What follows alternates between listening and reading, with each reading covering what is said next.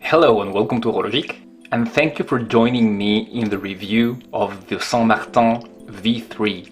And I have selected the blue dial option because San Martin have never done this color combination before. And I am very happy because this is, I believe, the very first review of this watch on YouTube. So today we're going to be looking at the dimensions. We're going to be looking at the dial, at the lume of course, at the build quality and the positives and negatives. And if you've decided after that this watch is for you, don't hesitate to use the link in the description below so you can buy this one using my affiliate link. And in doing so you'll be helping the channel a lot. So thank you very much. First let's start by the packaging. And as you can see, it comes in the now usual San Martin box, which is very good, very solid, so your watch comes very well protected here. And as usual with San Martin, you get these very nice tools to size a bracelet, size a watch. So let's go ahead and open.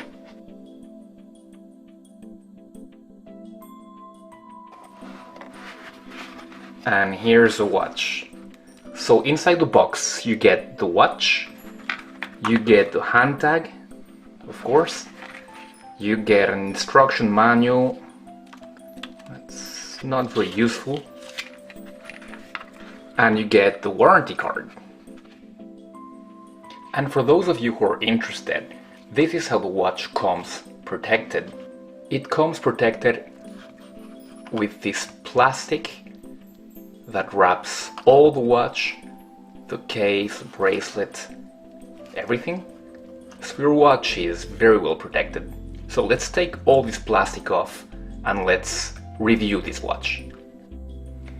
Okay, we are back and I have taken off all the plastic. So let's start by the dimensions. And this watch measures 40 millimeters in diameter, 12.7 in thickness, 48 millimeters in lug to lug, and end link to end link it measures a little bit under 51 millimeters. The lug width is 20 millimeters, it tapers to a 16 and then back to 19 at the clasp. As you can see, the dial is a sunburst blue and it is matched by the bezel insert that is ceramic. And I was a little bit afraid when I saw the renders because this watch looked a bit purplish, but I can assure you that it's not. Looking at it, it's blue. It is more of a royal, rich blue. And the sunburst, as you can see there, is beautiful. And let's talk about the dial in more detail. And as you can see, the thing that changes from the V2 is obviously that applied San Martin hexagon. In the V2, San Martin was just plain printed.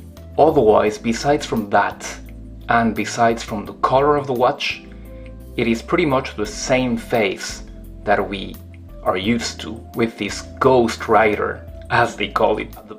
At the bottom of the dial you have, as with the V2s and the V1s, the words automatic and the depth rating of this watch, which is 200 meters.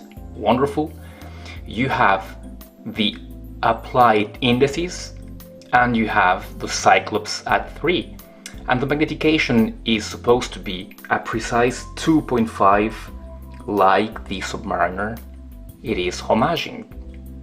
And in case you haven't noticed, the watch it's homaging is the Submariner Smurf. Let's take a look at the bezel insert, and it's ceramic of course. However, something that has changed compared to the V2 is that the numerals appear to be a little bit bolder. I don't know if you can make it out. I think it is visible at plain sight. The bezel pip is exactly the same as in the previous version, unlike the Submariner and very much like the Tudor Pelagos. And let's take a look at the lume and let's compare it right away with the V2.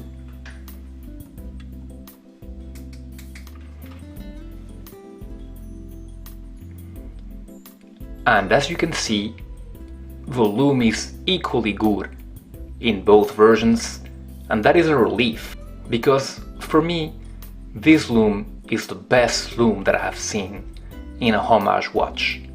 Now let's talk about the case finish. The front of the lugs is vertically brushed and the quality of the brushing is pretty good.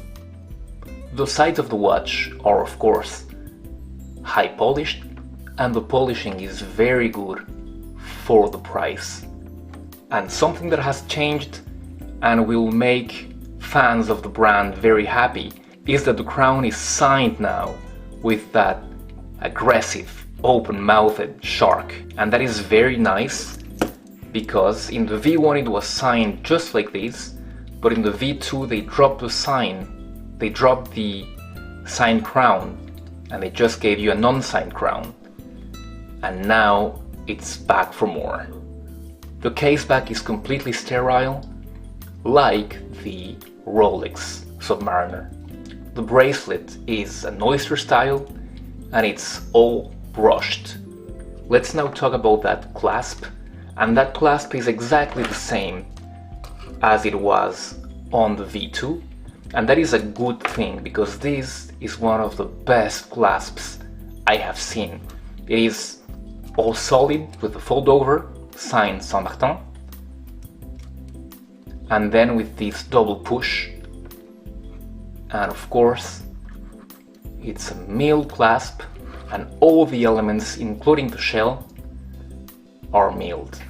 And what I neglected to say during the Hulk review, the V2, was that there's this chamfer on the sides of the clasp that is beautiful.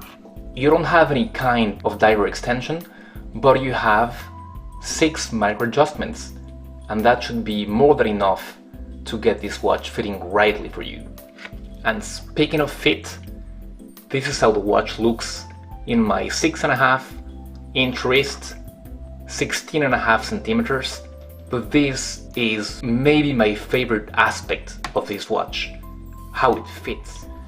So the movement here is the ubiquitous Seiko NH35, and you could say this for me: 24 jewels, hacks and hand winds, 40 hours of power reserve, an accuracy of -30 to +40 seconds a day, and in fact, let's just check that accuracy. And the watch comes at a steady +8, +9 seconds a day. Not bad for these affordable NH35 Japanese movement. And if you change the position of the watch, it comes at a wonderful +3, +4. So positives and negatives. And first huge positive is the quality of this watch. San Martin does not disappoint in this department. I was already accustomed to very high quality with the V2, but I must say that this is even better. They have gotten rid of the very small quality issues that I had with my V2, especially the crown, which was a bit grainy when turning. Now it is just flawless. Unscrewing this crown is just flawless, and the winding is just perfect. I was really impressed with the V2, with the turning mechanism. Let's just do it again. It's so good to do it that I'm glad to do it at any time. And I would say it's a bit, the smallest bit easier to turn, and it's a bit crisper, I would say. Still a very good turning sensation, very precise, no backplay at all, but I still slightly prefer the rotating mechanism on the V2. But another positive point of this watch is the fit. I don't know what it is, but this watch just fits perfectly. So much so that you really don't want to take it off when you have it on your wrist. It's not that it's light or that you don't feel it, you do feel it, but it gives such a reassuring feeling. It feels solid on your wrist and it looks beautiful on top of that. Another positive, it's the shark that is back, and that makes us very happy. And of course, another positive is that amazing lume. As I said, for me, I haven't seen a better lume in a homage watch. If you have, please tell me so, but I have not. So a lot of positives, but there's some negatives with this watch. Perfect watch does not exist. So I'll go with the first obvious negative, the elephant in the room, let's say, and it's that San Martin hexagon logo on the dial. I am not a fan of this logo. I really prefer the plainer, simpler printing. I know some people didn't like that, but I prefer that. I don't know, the San Martin logo is not the best logo out there, I think, and it just gives the dial a pretty angular aspect. Second negative would be that bezel insert, and I don't like too much those bolder numbers. I prefer the more subtle approach of the V2. I first thought that they had loomed the whole bezel insert, but actually no, only the lume is, only the pip is loomed, as you have seen in the lume video. But I believe that's it for the negatives. So a watch that offers so much in the quality department for so little money. Now it's 177 euros. I don't know if I already said that. And of course, if you're okay with homages, I suppose that if you have made it to this point, it's because you are. For 177 euros, you get amazing quality. And San Martin keep on impressing me. I have the Marine Master 300 that is coming. I really hope that it's as good as these two. If it is, San Martin, I take my hat off to you. So thank you again for having watched the video. Please don't forget to comment, to like the video, and of course subscribe to the channel, it does help a lot. And if this is a watch that you would like to buy, don't hesitate to use those affiliate links in the description below. Thank you very much, and I'll be seeing you on the next video. Goodbye.